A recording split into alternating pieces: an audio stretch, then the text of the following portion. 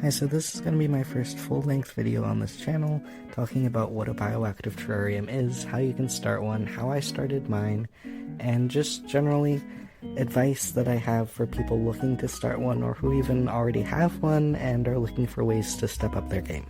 So what is a bioactive terrarium? Well, a bioactive setup is a way of setting up a terrarium so that it is basically self-sufficient. That doesn't mean you don't have to mist it or anything.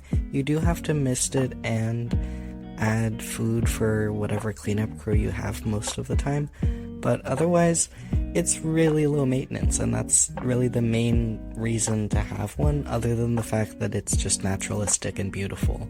Now you may be wondering how this is accomplished. Well, the key usually to a bioactive terrarium is really springtails. Isopods are also quite important, but the springtails are really the only actually super necessary part. You can accomplish a bioactive setup with just springtails, and I have done so in the past, because I just had two little froglets in here, and that really was all that they needed. I now have dwarf white isopods in there, but I'll get to that later on. So really what you're gonna need is isopods, springtails, and a good substrate. The substrate is also really important because that's most of what the springtails and isopods are going to eat most of the time when they're not eating your animal's excrement. These animals are detritivores, which means that they eat detritus. They eat, well, the animal world's trash. So they like dead leaves, seed pods, poop, and dirt. Wonderful diet. They also, most of the isopods, really love rotten wood, such as, well, just a log that you get from like your backyard, sticks, things like that. Now you can see where this is going. That's where the self-cleaning aspect comes in. They eat things that come out of your animal that you don't want in your terrarium, and they kind of keep that going. The other element to this is that in the process of doing so, they fertilize your plants, which are another huge part of this whole system. The plants help retain moisture, when the leaves fall off, they fertilize the ground even more, things like that. Just like in nature, plants are part of the whole cycle. So all in all, really all you need to start a bioactive terrarium is springtails, optionally isopods. Most likely you will need the isopods if you have a larger animal, and dead stuff for them to eat. And you're also going to want to add the plants just because that's what really makes it a terrarium. That's what brings it alive. Now before you go running to go get some springtails for yourself, I do have to go through some of the cons of having a terrarium like this, and then I'll highlight the really good stuff about it, just to weed out people who really shouldn't have a bioactive terrarium. Now, this does take a lot of time to set up. You can't just throw it all together and then instantly put an animal in there. You gotta give the springtails time to establish, you gotta give the isopod colony time to establish, you gotta, well, buy the springtails and isopods, which are not super cheap. It takes dedication, it takes really knowing your stuff and how to do it, which is what videos like this are for. I highly suggest not only watching this video, but watching other things as well, and really having this as just part of your research towards the larger goal of making a terrarium. Really, especially isopods can be very finicky. If their humidity goes down and drops suddenly, which if you're low maintenance like me can happen, they can all just die out seemingly overnight. Springtails are, although less delicate, very similar, where if their humidity gets jacked up, they're gone. You lost them. Start over, buy new springtails, go back to square one. That's happened to me like twice in different terrariums, not my big one, thankfully, but it does happen. It's not fun, and it's one of the major drawbacks of this, is that if one part of the system falls, everything falls. Now, another con that I don't see talked about a lot is that it's not the most clean option. I mean, there are going to be things that the springtails and isopods don't get that you'll have to pick out. There's things that they just can't reach that you have to clean. Overall, it's not going to be as sterile as having something like the classic paper towel substrate and just cleaning it all the time. Now, this is lower maintenance, but in some ways it's more delicate, basically, and it's not super clean, so if you don't do it right, your animal can be prone to infections and illness. Now that we've got the doom and gloom out of the way, let's talk about some of the pros. Now, the main pro for me is that I got springtails and isopods to watch, which when you have a reptile is very nice and refreshing because reptiles don't move a lot. 90% of the time you're not even going to see the thing. It's going to be hiding behind leaves. So it's really nice to just be able to look down in the substrate and see little creatures crawling around. The other pro is that your plants are gonna flourish. They have a constant source of fertilizer just coming in droves, so they're gonna do great in a bioactive setup. It's mimicking their natural environment, and they're going to play a really good part in your ecosystem by maintaining humidity and things like that, and feeding your springtails and isopods. Another pro is once you have this going, it is quite stable. If you mist it regularly and make sure that your isopods especially stay fed, they're gonna do great. You know, they're not complicated animals. They just need food, water, and safety, and that's it. Another great thing that in my opinion sometimes gets overblown, but it is something else to consider, is that your animal has a constant source of food because it's got the isopods crawling around and it can eat isopods. Isopods are a great source of calcium. They're not too fattening, and they're not going to be the only way to feed your animal. I wouldn't suggest just letting your animal go and, abandoning it basically, but it's a source of snacks, And lastly, bioactivity just has so many more options than a normal terrarium. You can pick what kind of plants you want to put in, and they're live plants, they're real plants, they're not plastic. And you can choose different kinds of isopods. That's a whole rabbit hole to fall down. You might even want to end up getting isopods just to have isopods around. They're beautiful, they're great. They're adorable little creatures. There's rubber ducky ones, there's Montenegro ones, which are some of my favorites. They're beautiful. They have this red rim around them. They're just great. They have little spots. I love them. So yeah, the isopods in and of themselves are fascinating creatures, and it's like two pets in one. So yeah, if you're looking to put in the work for something that's gonna last, and that's gonna be low maintenance, and that's gonna be beautiful and lush, I would really suggest going with a bioactive setup. If you're looking for something that's just highly practical that you can set up quickly, that's gonna be a surefire, reliable thing, I would go with just a regular setup, because bioactivity is going to take too long, it's going to be too inconsistent, and it might be a little too dirty for some animals, like amphibians that need constant cleanliness and that have really delicate skin. Now let's get into the nitty-gritty of how to actually build one of these. First off, I would really recommend getting the Josh's Frogs Bioactive Soil. This is not sponsored or anything, my channel's not big enough for that. But that soil is what I used, and it's one of the best choices that I made. The substrate really is the key, and this stuff just has so much great material in it for your isopods and springtails to eat. It doesn't mold, it holds just enough humidity but not too much so it doesn't get soggy and kill your plants. And really you're going to want something that drains very well, because you can always add humidity but you can't take it away. Now what I wouldn't recommend using is just plain coconut coir, because that's going to hold too much moisture, and it's also not going to have a lot of nutrients in it for your plants, plus the isopods aren't really going to love it. They can live in it and it's not bad for them or anything, it's just not ideal. Another core part of a bioactive setup is a drainage layer, which is the first thing you're actually going to put into your glass terrarium. And what a drainage layer is going to do is kind of what it sounds like. It's going to be just the area where the water that runs through the soil collects. Just like in a plant pot where you have the drainage holes in the pot where the water comes out. For my drainage layer, I've just used pebbles actually. Most people use leca, which is slightly better at keeping things absorbed, but it might actually affect the way that humidity collects in your terrarium, so I would suggest going with just plain old rocks. So after the drainage layer, you're probably going to want to add a divider between the substrate and the drainage layer so that the substrate doesn't leak and get all down in there, because that can cause mold. Then you add the substrate, and after that you're going to want to add some kind of leaf litter. I use mostly just leaves from the backyard that I've sanitized. You can sanitize leaves in a number of ways. I've done it in the microwave before. You can use a toaster oven, you can use your regular oven, you can boil them, You can microwave them for a short amount of time.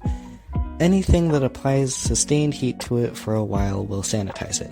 You really want to do that if you're getting leaves from outside, because a really important part of bioactivity is making sure that like outside things that you don't want proliferating in your terrarium do not get in.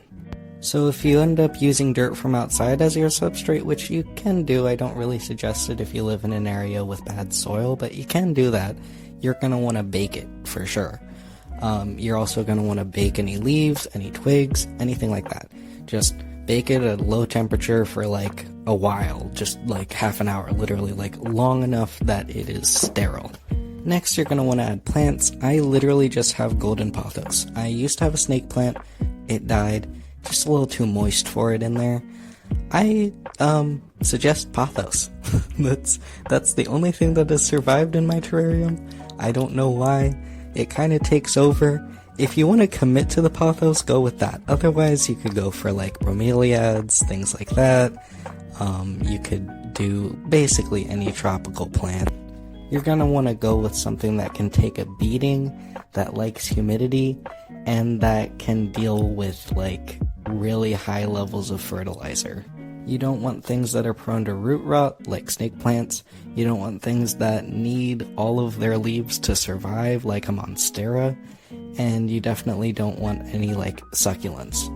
The coolest option that I have heard is to get plants that are actually native to your animal's environment in the wild, which Josh's Frogs also has information about that if you want to seek any of that out and figure that out for your animal, because that's a really great option for them. You can do a combination of plastic plants and live plants, which is what I do now, because I just find that that provides more variety if you're like me and you can only get pothos to survive. A nice way to decorate your bioactive terrarium is hides for the isopods. I use like cork bark, which they really like, and just large leaves. I use like magnolia leaves. They also really like just twigs from outside, literally, and seed pods. Seed pods are a huge thing. There's tons of different kinds. I really like these. I think they're pronounced estrella pods. They're really great. They're shaped like little stars, and the isopods and springtails really like crawling around in there. In addition to sitting there and looking pretty, seed pods give more places for your isopods and springtails to hide, which they really like, and it also gives them something else to eat. You can buy springtails and isopods from a number of different sources. The only places that I wouldn't suggest buying from are like eBay, just places that you don't want to buy anything off of. You don't want to get yourself those like Temu isopods, I don't know. Really, isopod colonies don't like vary in quality as much as they vary in arriving to you alive.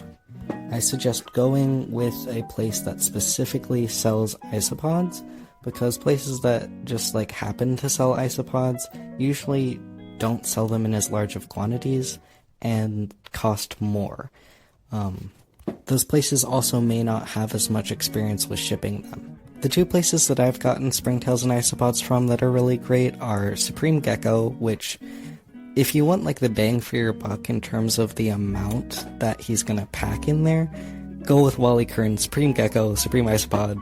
That guy packs them in there. You will get like way more isopods than you asked for, so that's great if you want to like start a colony. If you just need a place to buy like everything at once, Josh's Frogs is a great option. It's slightly more expensive, slightly less bang for your buck, but like really great creatures that are gonna arrive healthy.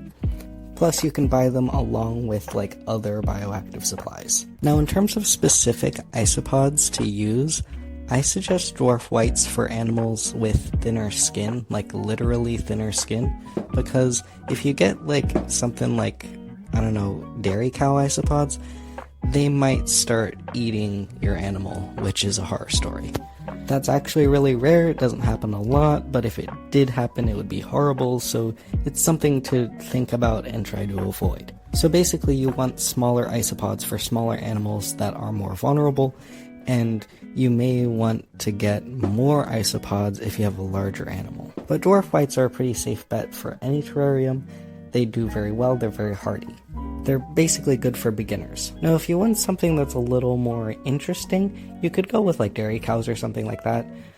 Just make sure that you're not keeping an amphibian or anything small, because dairy cows are ravenous, which can be a good thing, but it can also be a bit of a dangerous thing. The other pro about dairy cows is that they're very highly visible, unlike dwarf whites, which kind of just disappear into the soil and you can't easily monitor how many there are in there. So really it's like pros and cons. It depends on what you need and what your animal needs, but those are two like great options. Something I wouldn't suggest going with is Cubaris species. Those are really hard to keep alive. As somebody who's had 2 Cubaris colonies just collapse out of nowhere for literally no reason, not a fun time. And that's something you really don't want to happen in a bioactive setup, because that's going to set you back by like weeks. And that's more time that either your setup is not working properly or that you're waiting to get your animal in there. So yeah, pick like small hardy species. Maybe don't pick something too ravenous, but depending on what your specific needs are in terms of cleanliness and speed of how fast they eat things. Now, once you actually have this all set up, you're going to want to give the springtails and isopods and plants time to establish. Once you start regularly seeing springtails and isopods crawling around in every part of the terrarium, that's when I would say it's safe and good to add your animal in. But before that, I would say that the colonies are not yet established, and you should maybe give them a few more weeks to even like up to a month or 2, just to like get their numbers up so that they can tackle anything you throw at them. During this time, you're going to be wanting to mist them regularly, just to keep the humidity at whatever level is, appropriate for your particular species. Usually that's going to be around 40 to 60%. Isopods tend to want a humidity gradient, so you're going to want to keep one end like on the way higher side and keep another end on a little bit of a drier side so that they can choose whatever is appropriate for them in that particular moment. Another thing is actively feeding them. You're going to want to get them some kind of food like kelp powder or the springtail chow that I'm always talking about from Supreme Gecko. That stuff, they love it. They can eat it really easily because it's powder. Something like that they can just easily munch on. How often you're going to feed them really depends on the colony size. If you're just starting out, you might not need to feed them for a while, but feeding them like every week or so might just help boost those numbers because they see that they have a surplus of food. I'm at a point where I feed my isopods every few days and the springtails because I have a ton of them and they just are always ravenous. They're always looking for something to eat. They're everywhere in the terrarium. That's really the state that you want them to be at. As for the leaf litter and stuff, you're going to want to replace that just when it runs out, when it starts looking decayed, when it starts blending into the soil. That's when you want to go collect more leaves, bake the leaves, put them back in. Or you can buy leaf litter. I literally sell like bioactive supplies, but it's something you can make at home if you live in the right area around like hardwood trees and stuff like that. Then you can just make it yourself. It does just take that little bit of extra effort to sanitize it and things like that, and to pick out leaves that you actually want in your terrarium. I wouldn't suggest just grabbing a bunch of leaves because you don't know like how eaten up those leaves already are. You don't want to just give your isopods little stems and stuff. You want to give them like full, hardy, thick leaves, because that's going to last longer, it's going to give them more food, and it's just going to look better in your terrarium. So really, time is the biggest aspect in a bioactive terrarium, other than like the substrate and the food that you're putting in for your springtails and isopods. It's just going to take time. It's going to take like a few months for it to start looking maybe the way that you want it to look, to start looking full and alive. Before that, it might just look like a box of dirt, and that's okay. Everyone goes through that stage. It's completely normal. Doesn't mean that you're necessarily doing anything wrong. It just means that it needs more time to get set up. Now, a few things that you absolutely should never do to your bioactive setup that will like kill it immediately is using cleaning products on it, like bleach and stuff. Something else to be aware of is like if you have bug exterminators coming into your home, make sure that they do not spray around the terrarium because that could get in there and cause problems. So really just keep any harsh chemicals like far away from this setup. Another thing to be careful with is misting too much or misting too little. If you let it dry out for too much, that will kill the isopods and it might even kill some of the plants. And watering it too often or too heavily can cause mold and can cause root rot in the plants. Another big thing is to make sure that the isopod species that you choose is compatible with the care parameters for your actual big animal that you're putting in there. So you don't want to put like a leopard gecko in with like tropical springtails or temperate springtails, I think they're called, or any kind of tropical species of isopod because they will just die. Like it's not going to work. So really it's about creating harmony between the plants, the isopods, and the big animal that you have in there, and that's going to create a functioning ecosystem rather than something where one thing might be getting what it needs and another might not. And really that's why I don't recommend cubaris species, because they usually have very specific requirements in terms of the temperature gradient and the humidity gradient, and that might not match up with like most animals that you're going to be keeping. But yeah, to conclude, bioactive terrariums are beautiful. They're great. It's creating your own little ecosystem and fostering it. There's a lot of creativity involved. It's something that I would really recommend if it's something you think is right for you, or if you're curious about it. I would recommend you try it out. You know, failure happens, but like, it's worth a try. It's worth the effort. It's really a beautiful experience, and it's just so rewarding. It's so great. Starting a bioactive terrarium was one of the best decisions I've ever made.